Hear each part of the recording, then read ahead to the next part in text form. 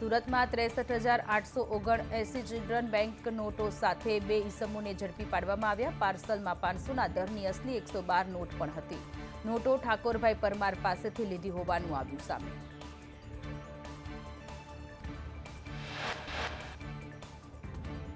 દાહોદમાં માસૂમ બાળકી સાથે દુષ્કર્મ હત્યા કેસમાં કોર્ટે ચુકાદો આપે તેવી શક્યતા. સિંગવડના પ્રાથમિક શાળાના આચાર્ય ગોવિંદ નટે બાળકી સાથે દુષ્કર્મ આચરી હત્યા કરી હતી. લીમખેડા કોર્ટ આજે ચુકાદો સંભળાવે તેવી શક્યતા.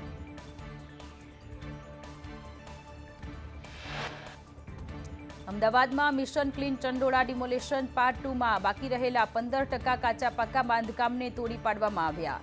મસ્જિદ બાદ મંદિરનું પણ ડિમોલેશન કરવામાં આવ્યું. ગઈકાલે 85% જેટલી કામગીરી પૂર્ણ થઈ હતી.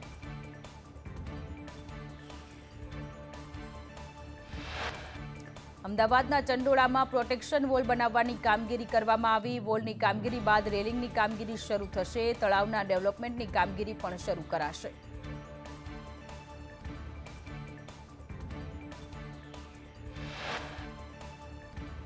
ચંડોળામાં ઘર વિહોણા લોકો માટે શેલ્ટર હોમમાં વ્યવસ્થા કરવામાં આવી. જેમના મકાન તૂટ્યા તેમને ઈડબ્લ્યુએસ હેઠળ મકાન આપવામાં આવશે. જેમના ઝૂંપડા તૂટ્યા છે તેવા ભારતીયોને જ મકાન મળશે.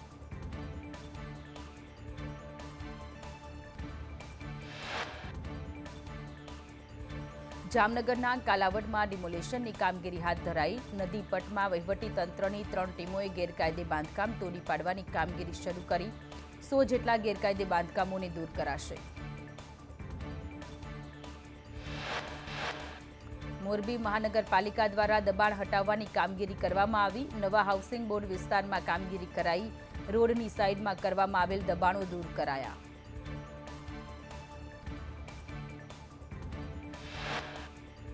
દ્વારકામાં સ્કાય કમ્ફર્ટ બીચ હોટલનું ડિમોલેશન કરાશે. હોટલ તાત્કાલિક બંધ કરી ડિમોલેશન કરવા આદેશ. હોટલની બાજુમાં રહેલ ગેરકાયદે બાંધકામ પણ દૂર કરાશે.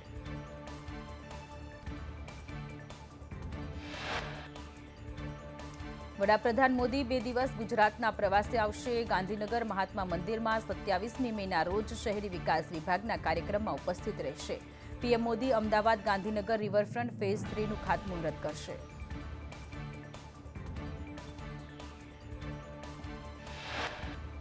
વડાપ્રધાન મોદી 2 દિવસ ગુજરાતના પ્રવાસે આવશે. પીએમ મોદી વડોદરા અને અમદાવાદમાં રોડ શો કરશે. 26 મેના વડાપ્રધાન વડોદરામાં રોડ શો કરશે, જે બાદ દાહોદમાં કાર્યક્રમમાં હાજરી આપશે.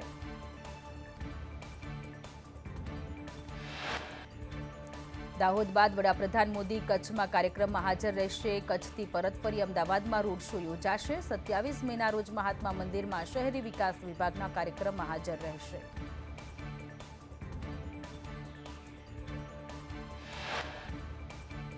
પીએમ મોદીની કચ્છ આવવાના હોવાથી તમામ તૈયારીઓને આખરી ઓપ આપવામાં આવ્યો. ભુજમાં પીએમની જાહેર સભામાં 1 લાખ લોકો ઉપસ્થિત રહેશે.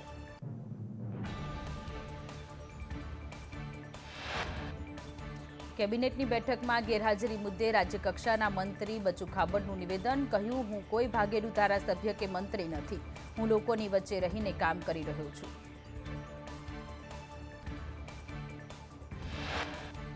બચુ ખાબડે કહ્યું, પીએમ મોદી દાહોદની મુલાકાતે આવી રહ્યા છે ત્યારે કાર્યક્રમોની તૈયારીઓમાં વ્યસ્ત છું. કાર્યકરો સાથે મુલાકાત કરી રહ્યો છું. મેં મારી રજા ચિઠ્ઠી મુખ્યમંત્રીને મોકલી છે.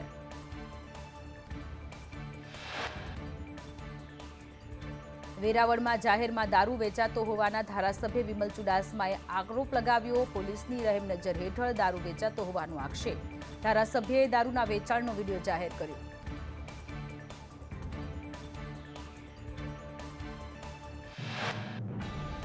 ગાંધીનગરમાં સીએમની અધ્યક્ષતામાં મળેલી કેબિનેટની બેઠકમાં મંત્રી બચુ ખાબડનું સૂચક ગેરહાજરી. દાહોદમાં મનરેગા કૌભાંડમાં બચુ ખાબડના બંને પુત્રોની ધરપકડ કરાઈ છે. મંત્રી બચુ ખાબડ લાંબા સમયથી ગાંધીનગરમાં ગેરહાજર રહે છે.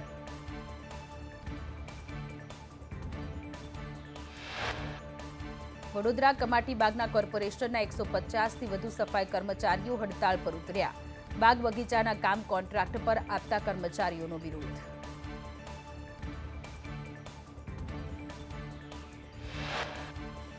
સુરતના કે ડિવિઝન એસીપી બીએમ ચૌધરી બરતરફ. જાતિના દાખલા સંબંધી વિવાદમાં થયા બરતરફ. સરકારે બીએમ ચૌધરીને કર્યા સસ્પેન્ડ.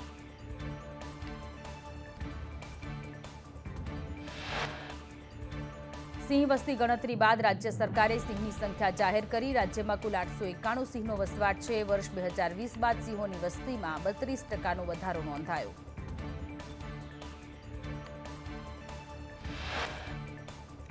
રાજ્યના 11 જિલ્લામાં સિંહની વસ્તી ગણતરી હાથ ધરાઈ, જે મુજબ 196 સિંહ અને 330 સિંહણની સંખ્યા છે, તો 140 પાટડા અને 225 બાળ સિંહ છે.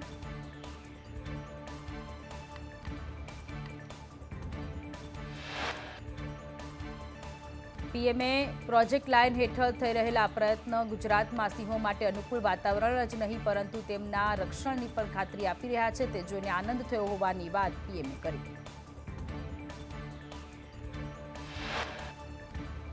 સિંહોની વસ્તીને લઈ સાંસદ પરિમલ નથવાણીનું નિવેદન. એશિયાટિક સિંહોની વસ્તીમાં વધારો થયો છે. આપણા માટે ગૌરવની વાત છે. સિંહનો રહેણાંક વિસ્તાર વધ્યો છે. અમરેલી જાફરાબાદ દીવ સુધી સિંહ રહેણાંક વિસ્તાર બનાવ્યો છે. દરિયા કિનારાના વિસ્તારોમાં પણ સિંહ વસવાટ કરવા લાગ્યા. બરડાના જંગલો સિંહોના વસવાટ બની રહ્યા છે.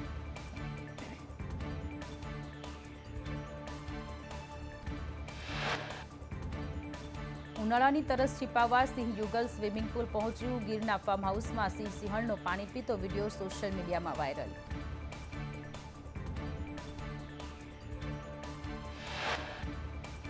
નડિયાદ શહેર કોંગ્રેસના પ્રમુખની ભાજપ મહામંત્રી વિરુદ્ધ હાઈકોર્ટમાં અરજી. ભાજપના મહામંત્રી હર્ષિલ પટેલે તેમને દેશદ્રોહી કહેવા મુદ્દે પોલીસ ફરિયાદ ન લેતી હોવાની રાવ ઉઠી.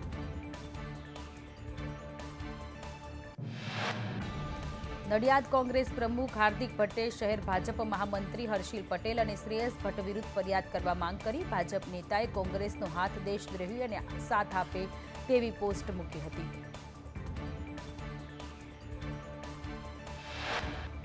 રાજકોટ ટીઆરપી ગેમ ઝોન અગ્નિકાંડ મામલે કોંગ્રેસનો 5 દિવસીય વિરોધ કાર્યક્રમ. કોંગ્રેસનો બેનર સાથે પોલીસ કમિશનર કચેરીએ વિરોધ. સાગઠિયાને વિલન બનાવી બધાને બચાવ્યા. ઘટનામાં નેતાઓ પદાધિકારીઓના નામ છુપાવવામાં આવ્યા.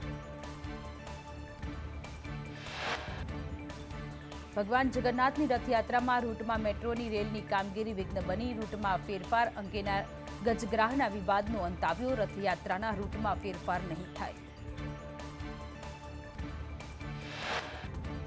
પરંપરાગત રથયાત્રા રૂટ પરથી પસાર થશે. રથયાત્રાના રૂટ પર અડચણ ન આવે તે માટે નિર્ણય લેવાયો. મેટ્રોના કામને લઈ રથયાત્રાના રૂટ બદલવા માટે રજૂઆત કરાઈ હતી.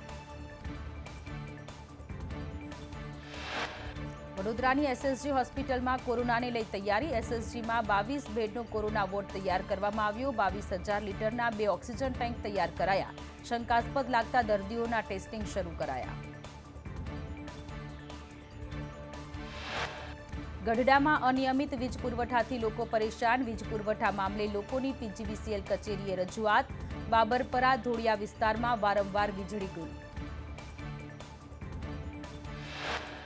કર્મચારીઓ જવાબ ન આપતા હોવાનો ભાજપ કોર્પોરેટરના પુત્રએ આક્ષેપ કર્યો. નિયમિત વીજ પુરવઠો આપવા સ્થાનિકોની માંગ.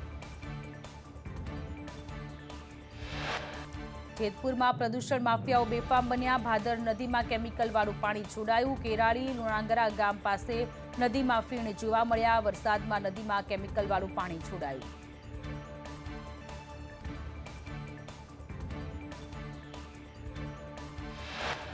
પૂર્વ વડાપ્રધાન રાજીવ ગાંધીની પુણ્યતિથિને લઈ અમદાવાદ કોંગ્રેસ નેતાઓએ પ્રતિમાને પુષ્પાંજલિ અર્પણ કરી. એમએલએ શૈલેષ પટેલ, ઇમરાન ખીડાવાલા, હિંમતસિંહ પટેલ સહિતના નેતાઓએ પુષ્પાંજલિ આપી.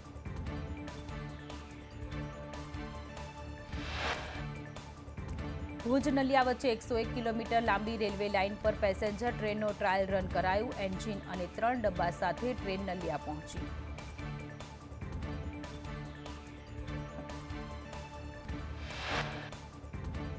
મહેસાણાના ધરોઈમાં નવ વિકસિત પ્રવાસન સ્થળનું 23મી મેએ સીએમ ભૂપેન્દ્ર પટેલના હસ્તે ઉદ્ઘાટન થશે. પ્રવાસીઓને આકર્ષવા પ્રવાસન સ્થળ વિકસાવ્યું.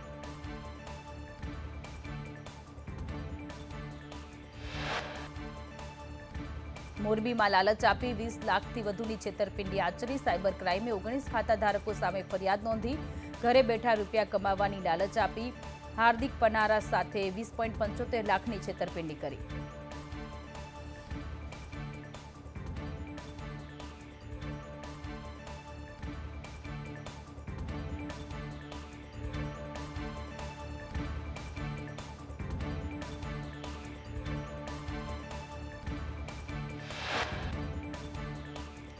ગુજરાતમાં આજે અને આવતીકાલે ભારે વરસાદ પડશે. કેન્દ્રીય હવામાન વિભાગની આગાહી મુજબ 23 થી 26 મે વચ્ચે ગુજરાતમાં અતિભારે વરસાદ પડવાની આગાહી.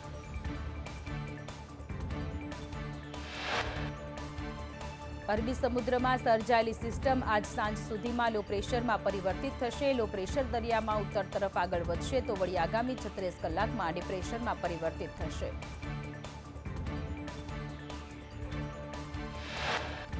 અરબ સાગરમાં વાવાઝોડું બનવાની પ્રક્રિયા શરૂ. આગામી 12 કલાકમાં લો પ્રેશર સર્જાવાની સંભાવના. લો પ્રેશર દરિયામાં ઉત્તર તરફ આગળ વધશે. આગામી 36 કલાકમાં ડિપ્રેશનમાં પરિવર્તિત થશે.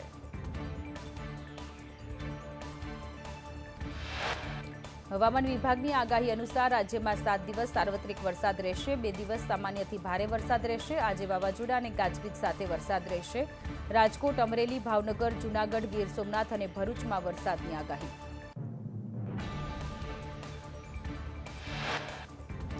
સુરત, ડાંગ, તાપી, વલસાડ, દાદરાનગર હવેલીમાં ભારે પવન સાથે વરસાદ પડશે. અમદાવાદ અને ગાંધીનગરમાં સામાન્ય વરસાદની આગાહી. 5 દિવસ માછીમારોને દરિયો ન ખેડવા સૂચના.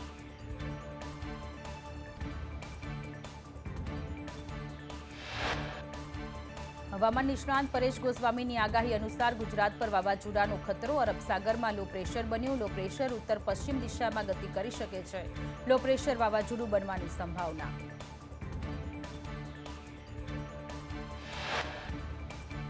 જામકંડોળામાં નદીના પૂરમાં બળદ તણાયા. નદીમાં પૂર આવતા બળદગાડા સાથે ખેડૂત તણાયો.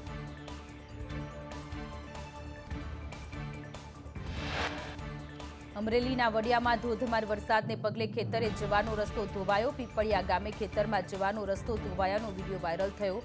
રસ્તા પર જાણે નદીના પૂર જેવા દ્રશ્યો જોવા મળ્યા.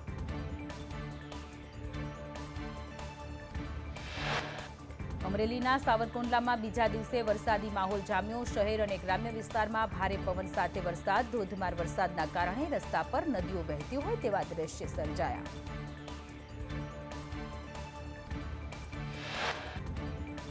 અમરેલી તાલુકામાં ધોધમાર વરસાદ ખાબક્યો. બાબાપુર ગામમાં ધોધમાર વરસાદથી ચારેકોર પાણી. વહેલી સવારથી અષાઢી માહોલ જામ્યો. જૂનાગઢના માળિયાહાટીનામાં ધોધમાર વરસાદ. અકાળા, લીમડા, દુધાળા, ધરમપુરમાં વરસાદ. ભારે પવન અને ગાજવીજ સાથે વરસાદ શરૂ. તલ, અડદ, મગ, કેરી સહિતના પાકને નુકસાન.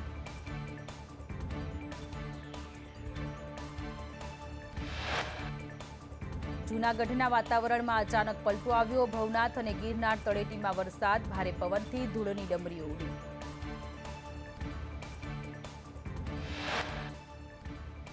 ગીર સોમનાથના કોડીનારમાં ધોધમાર વરસાદ. અંદાજે 1 ઇંચથી વધુ વરસાદ ખાબક્યો. અડવી, મિતિયાજ, દેવડી પંથકમાં વરસાદ પડ્યો. કમોસમી વરસાદથી ખેતરોમાં પાણી ભરાઈ ગયા.